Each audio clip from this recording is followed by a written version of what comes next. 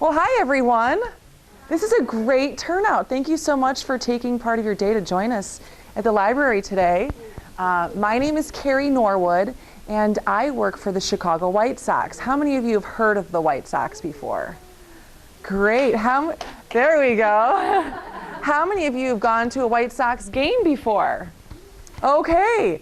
Now, I may not be one of the players that plays on the actual baseball team, but I am part of the organization. Part of what I do is I go around to libraries and schools and different community events to talk about the White Sox and to meet boys and girls like you. So thank you so much for having me. Now today at the library, it may be a little different from what you're used to, because usually you have to be quiet, they tell you shh, right? Does it happen sometimes? Well, not here, not right now. If you hear something that's really funny, I want you to laugh. If you see something that's silly, I want you to scream. Can you do that for me? Yeah, they're like, time out, we're not used to that. So if you see something really funny, can you just all give me a big laugh? Ah, can you do that? There we go, you're a good one, good job. So what I'm gonna do first is I'm gonna read one of my favorite stories. It's called Let's Go White Sox. You have this book? Great, so then you don't? Well, I'm glad that you're here because then I can share this book with you, okay? So this book is called Let's Go White Sox. And there are certain parts of the book where I'm going to need some volunteers. Who wants to volunteer and help me out? Okay, we have a couple. Well, I'm actually going to need everyone in the room to volunteer. When I hold the book up, I need everyone to say, "Let's go White Sox." Can we practice that? Let's go White Sox. Oh, I need a little bit more enthusiasm than that, okay? So parents, you as well. We're gonna try it one more time. Let's go White Sox. Great, that was great. So should I start the book? Yes, we're gonna start the book. This is a great book. You're gonna love it. So it's called? Let's go White Sox. Great.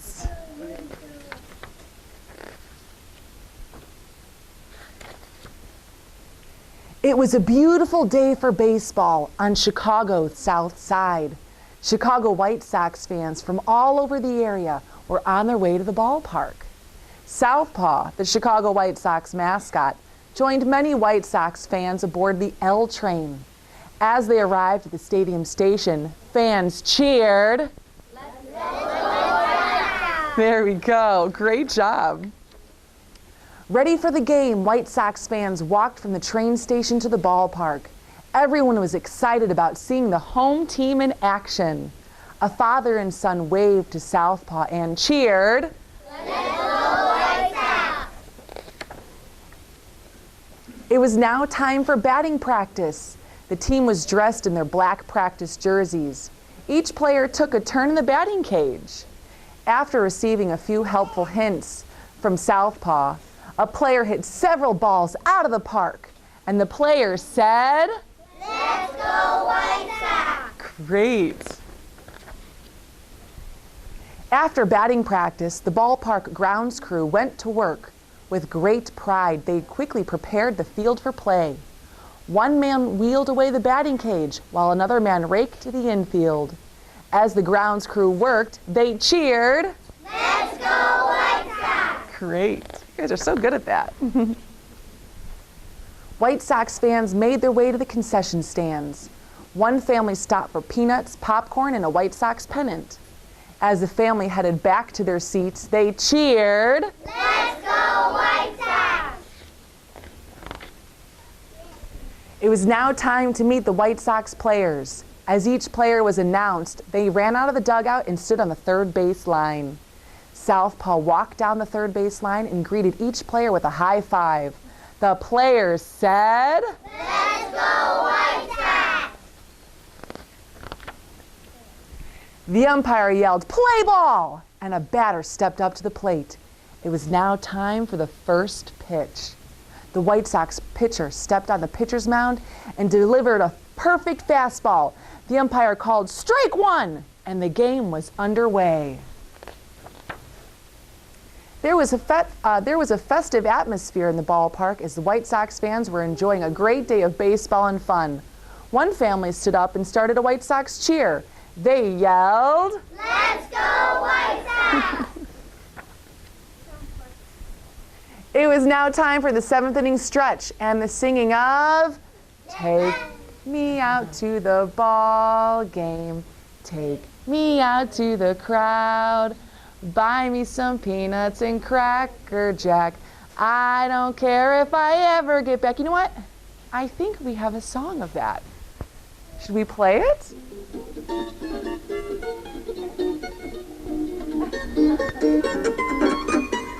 It's one of my favorite songs.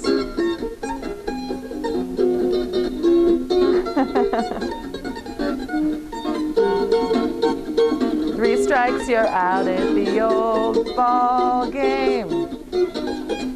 Take me out to the Who knows it? Sing along.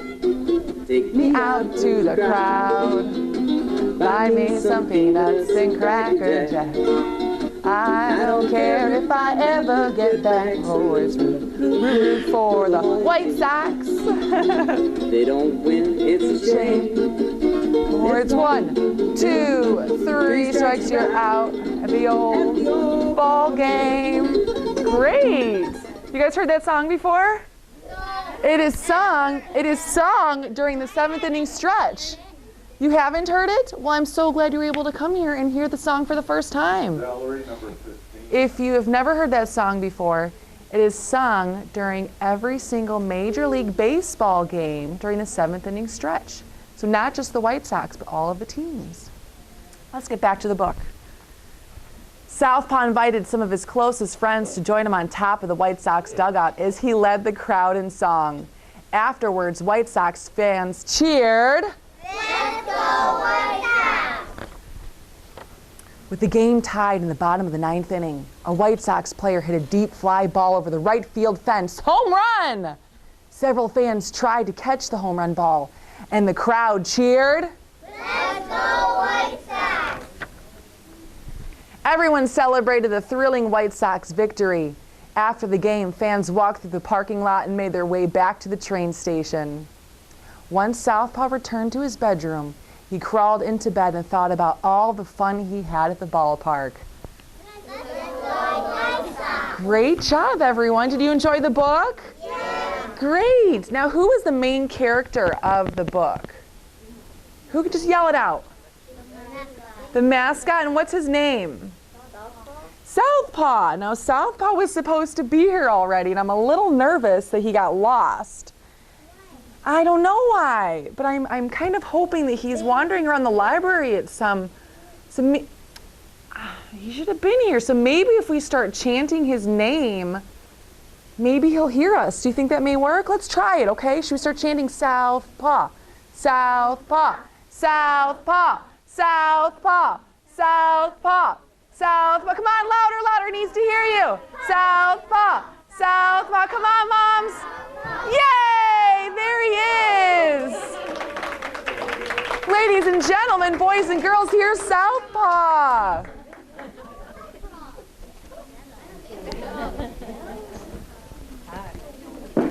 Hello there, Southpaw. We're so glad you made it. We were getting a little nervous that you couldn't find the place, but here you are. Boys and girls, say hello to Southpaw. Southpaw, say hello to the boys and girls. There we go.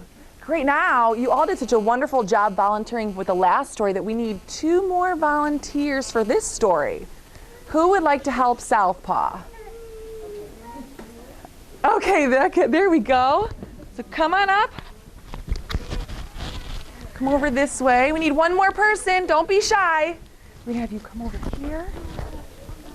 Southpaw, are you ready for another story? I think you are.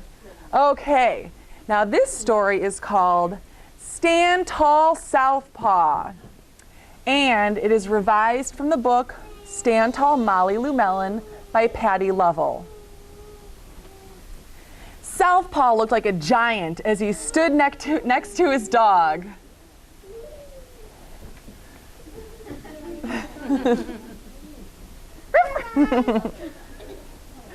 He was the tallest boy in all of the school. He didn't mind.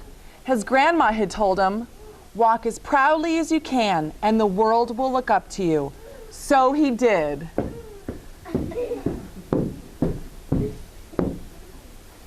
Southpaw had a gigantic nose that stuck out so far he could stack pennies on it. He didn't mind. His grandma had told him, "Smile big and the world will smile right alongside of you." So he did.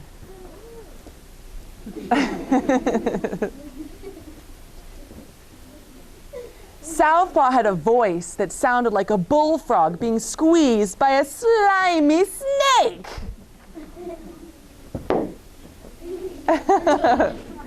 He didn't mind. His grandma had told him, "Sing out clear and strong, and the world will cry tears of joy." And so he tried. Southpaw was often fumbled-fingered. Here you go. Everyone clap.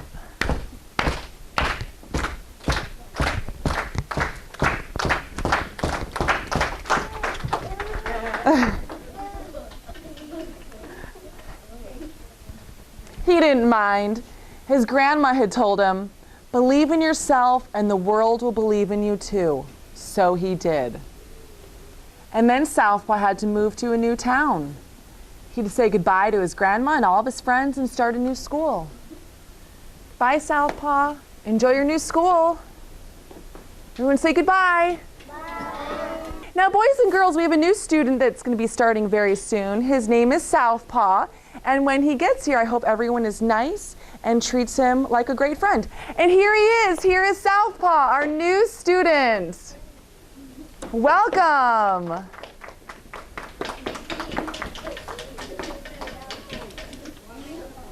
On the first day of school, Rhonda Durkin called him Big foot. in gym class. When the game started, Southpaw caught the baseball. I said Southpaw caught the baseball. Yeah, he ran under the legs of Rhonda Durkin,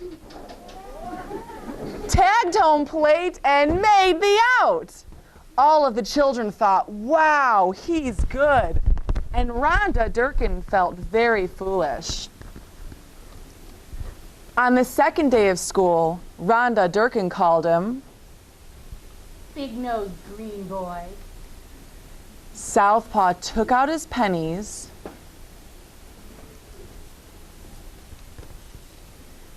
and stacked 10 high on his nose. 1, 2, 3, 4, 5. There we go, 10. Good job. And Southpaw smiled as big as day. All of the children smiled with glee.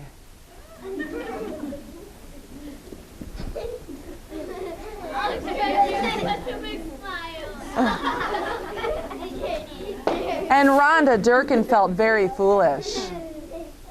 On the third day of school, Rhonda Durkin said, You sound like a sick cow. Woo woo. Southpaw sang out a so clear and strong that it made Rhonda Durkin somersault backwards, hit her head, and have to go to the nurse. And Rhonda Durkin felt very foolish. On the fourth day of school, Rhonda Durkin said that Southpaw made the snowflake all wrong. But Southpaw opened up his paper and revealed the most beautiful snowflake of all. That's pretty nice, isn't it? All of the and all of the children oohed and ahed. Even Ronald. Ooh, ah, ooh, ah, ooh, ooh, ah, ooh, ah, ooh, ah, ooh, ah, ooh, ah, ooh.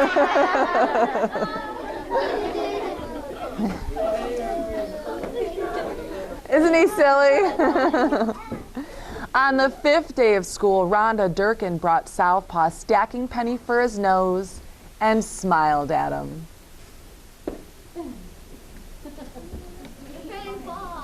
Yay! Oh, yeah.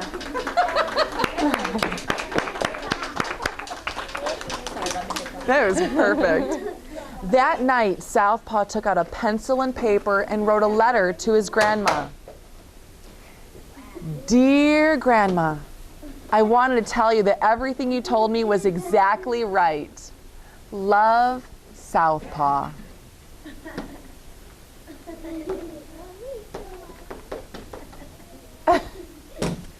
The end.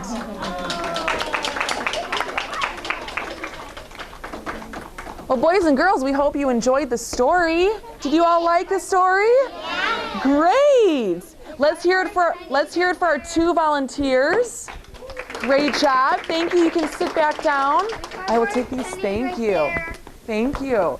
And let's hear it for Rhonda Durkin. Excellent acting skills. And of course, let's hear it for Southpaw. Great job. Now, boys and girls, what were some of the things that you learned while you were watching this story? Did anyone learn anything new? Yeah. What did you learn? I learned the end. The end. That's right. You know when the end of a story happens when it says the end. What did you learn?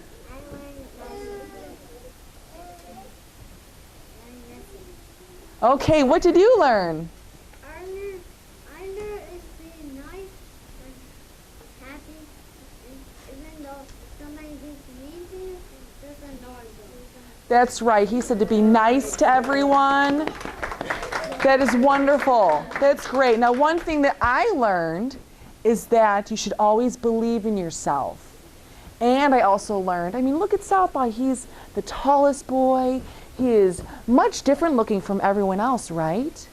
But he didn't let someone else's opinion affect what he loves to do. And he knows that it's really cool and it's great to be unique and different from everyone else.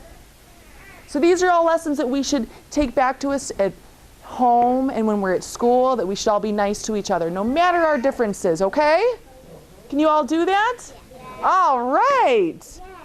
Yeah, great. Southpaw's going to hold it to you, okay? Southpaw is going to be available for some autographs and photos. And we have a baseball card that Southpaw can sign for you.